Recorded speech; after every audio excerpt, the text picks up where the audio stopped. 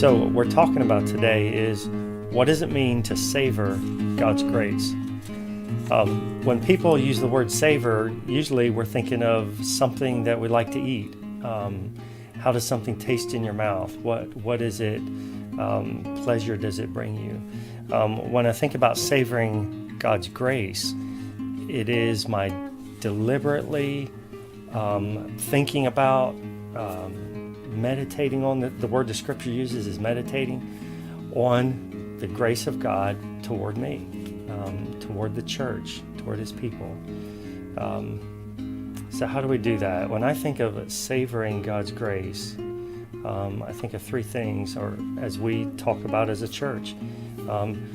We savor God's grace by receiving his word graciously and truthfully. That is that what we know about God has come to us through his word.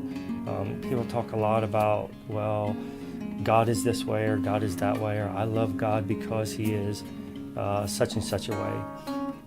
But our savoring of God's grace is based on what we know to be true about God. And that's not based on my opinion.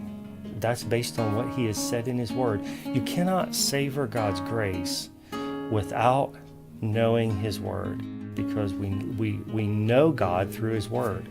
So I can't just make up, well, I love God because he is so loving, or he is so kind, or he is so good.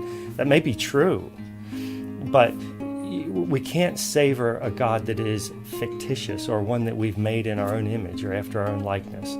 Lots of people have lots of different thoughts about what God is or who he is. The opinions are like belly buttons. Everyone is different. Everyone's opinion of God is just that. It's an opinion. But what's really critical is, what has God revealed about himself? What is the truth about God? And seeing him as he is, to see God is to savor him.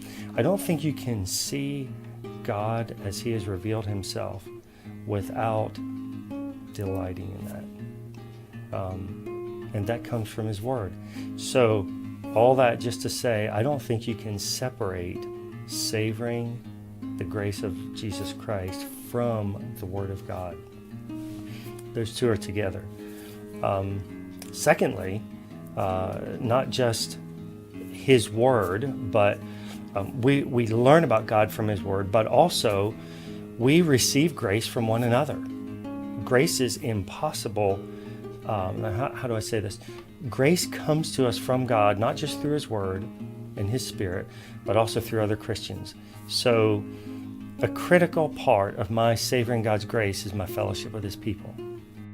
So as Christians gather to worship, as they gather to pray, as they gather to eat, to vacation together, to hang out together, God blesses us through one another. The grace of Jesus comes to me through you, through the bride of Christ.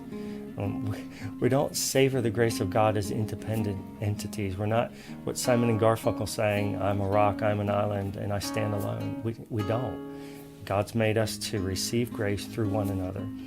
So we receive God's grace and savor it through his word. We receive it and savor it through one another. And we receive God's grace and savor it through worship. As we gather every Sunday morning to worship, there is a delight in God that comes as we sit for an hour and sing about him and hear about him and pray to him, hear testimony about him. The worship of God brings about the grace of God to his people. Christians who say, well, I don't need to go to church because I can worship God at home. I can listen to a preacher on TV. If they're physically able to come to church, do themselves enormous disservice. In fact, the writer of Hebrews said that our hearts become hard through sin's deceitfulness when we neglect meeting together. There's something about God giving us grace through our gathering to worship him. And so it's essential. Receiving God through his word, receiving God's grace through one another, and receiving God's grace through worship are all critical. So, in summary, I think we savor God's grace through His Word and through His people as we gather to worship Him and delight in Him.